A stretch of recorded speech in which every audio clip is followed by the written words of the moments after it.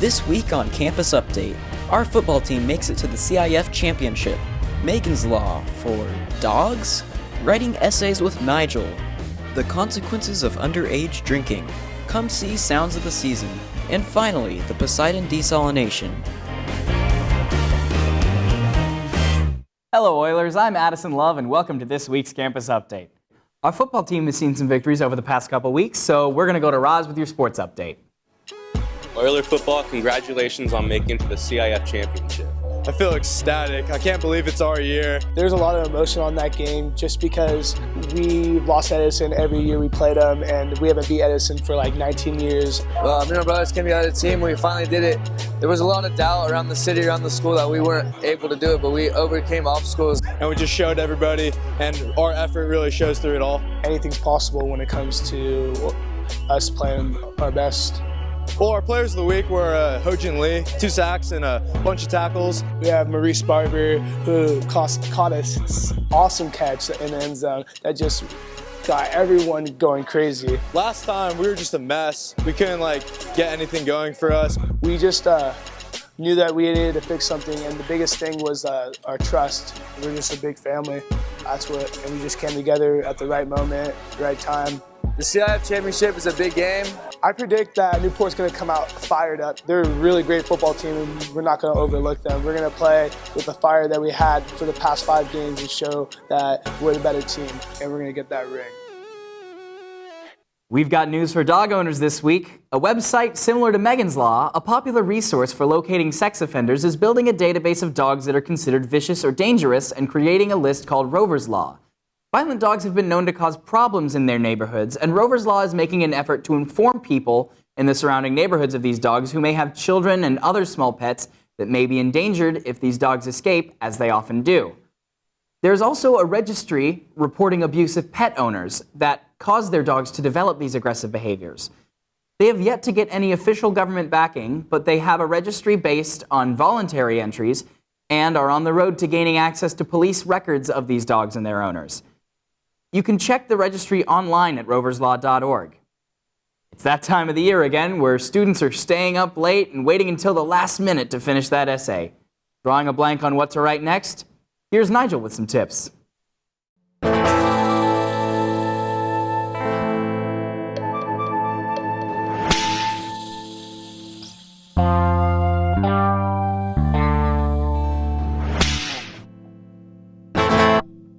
Hey guys, Nigel here. Enough messing around. Let's get right down to the point. Get it? Because right, point, essays.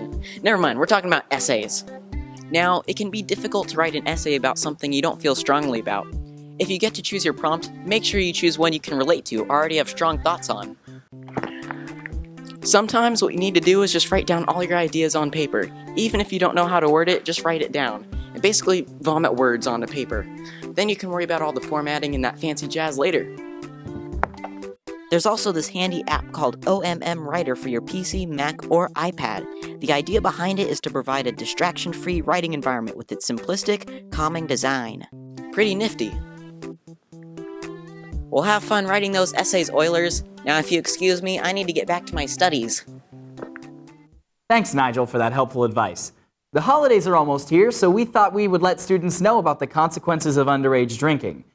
We talked to local police officer Eric Kraus for more information on the topic. The problem with underage drinking is it can't just be answered with, this is good or this is bad. When you're 15, 16, 17, or high school age drinking, you don't necessarily have the maturity to go along with the consequences of drinking. Not necessarily saying a 21 or 25-year-old does it, but as that young of a teenager, you have bigger issues. If you are caught drinking and you are underage, you can lose your driver's license or worse. When it comes to driving under the influence, consequences can be more strict for those underage compared to adults because of zero tolerance. As a minor, under the age of 21, the DUI is .01 or above, which means just a sip off your friend's drink is going to register on a blood or an alcohol test, which is going to put you over that .01 level. Now, that's called an administrative DUI. Now, an administrative DUI or zero tolerance, you're going to lose your driver's license. But if you blow over an 08 or get tested above an 08, then you get the regular DUI plus the administrative actions as a minor. So as a minor, you get hit twice, especially if you get the full drunk driving charge. Speaking of the holidays, APBA's annual holiday main stage show, Sounds of the Season, is almost here. This is the orchestra department's first main stage show of the year, and it's sure to put you in the holiday mood.